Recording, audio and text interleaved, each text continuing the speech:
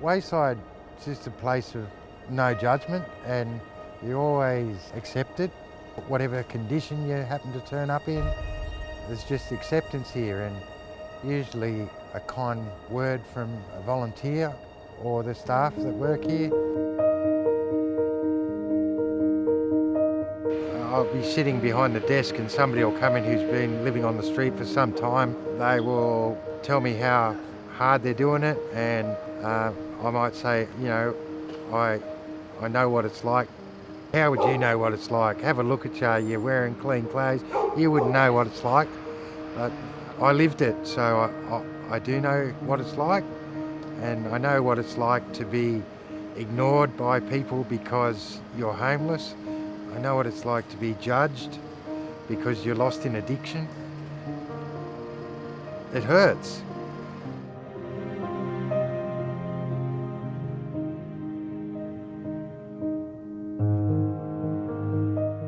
I think it's impossible to get your head around the Andrew story in 1 or 2 or 3 or 5 settings. It's so complex that it's got to come out step by step. I've seen him have a difficult journey. He's come from a very difficult place. I became a teenage alcoholic and drug addict, and as I've grown up, I've realised that perhaps my childhood wasn't so good, otherwise I wouldn't have tried to destroy myself. And a lot of things have gone wrong in his life, and so he has held himself accountable for a lot of things for which he was not the cause. It all sort of happened slowly, really. Started drinking at 11. Same time I started smoking cigarettes. Fairly rapidly got into trouble with it.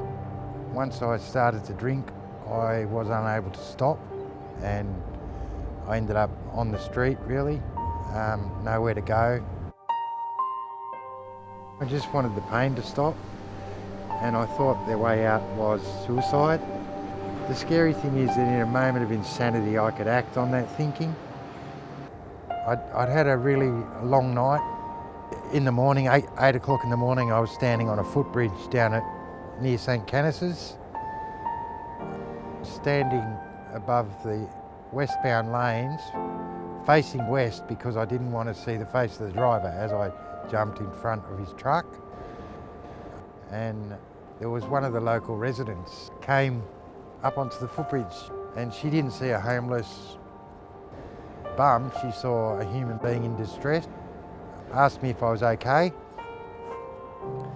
and for some reason I admitted that I wasn't okay, and she then walked me up to St Vincent's Hospital and sat with me for 3 hours waiting for the doctor, and it was through that meeting with the doctor that I got on methadone and got clean.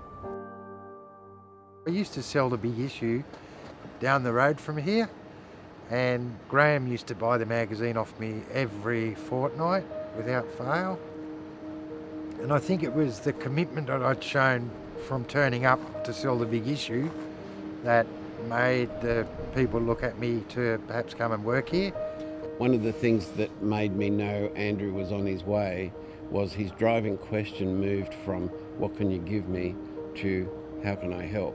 And so he's been keen to help in any way he can. So he became a volunteer. Eventually he's baking for us. He's just keen to make a contribution. Andrew's passion comes from how much pleasure people get from his baking. People's reaction who know who he was before, who knew him then, and can see him now and the beautiful things that he can make and makes every day. I think that is his passion, is making other people happy. Through volunteering here, I became friends with some of the staff here, and also I attend the church here on a Sunday. He has actually a very sparkling intellect. He can get his head around very complex things, and he can articulate in a beautiful, clear way. I love coming to church here because I've learned that salvation comes through the feet, through where I go and what I do, not through what I say. So what he had to say when he preached was actually quite stunning and quite clear and beautifully thought through. But that's not what bowled everybody over. What bowled everybody over was Andrew's heart. It just oozes out the pores of his skin. Wayside has pretty much taught me how to love again. Wayside is loving me back to life, really. I said to Guy before we started, there's nobody coming, nobody's going to turn up. How wrong I was. We always say that. The angels flock together. Graham came to me one day and said, we can make an appointment for you to go to the dentist because somebody donated the money for you to get your teeth fixed. I spent the last 20 years extracting my own teeth, so I didn't have a dentist, you know. He said, do home dentistry, which I bet, you know, lots of people can relate to that because it's not easy to get to a dentist when you've got no money. It just blew me away that somebody considered that I was worth that. And now I see I am worth it, and through that act of kindness.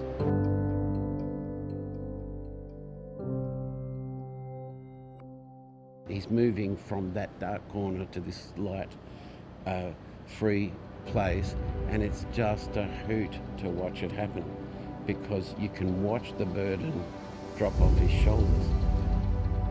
The congregation was keen to have a barista to make coffee for people on a Sunday. I was interviewed for the job and I got it. And now I'm here at Wayside 20 hours a week as a barista slash baker slash vegetable chopper, whatever the boss wants me to do within reason. He's become much more active in the direction that the cafe could and should go in. Now he's really thinking ahead and really has confidence in who he is and his role in the kitchen. When I first started doing it, I didn't have a clue. I was slow and I made a big mess, and now I'm getting better at it. I don't spill stuff all over myself anymore. So I think the journey that I've seen from Andrew is that he's stepped out of this self-condemning journey into a atmosphere of community where he's one of many and the others are his brothers and sisters, and that responsibility for stuff is shared and the challenge of stuff is shared. I don't have any money. It seems I'll never have any money. I feel rich, and I'm rich that I've got people that I can rely on, and people that rely on me. I'm rich because I'm a useful member of society. That makes me rich, really rich. So Wayside is my family, my brothers and sisters. Thank you to Wayside staff and volunteers for everything that they do and for who they are. Just awesome people.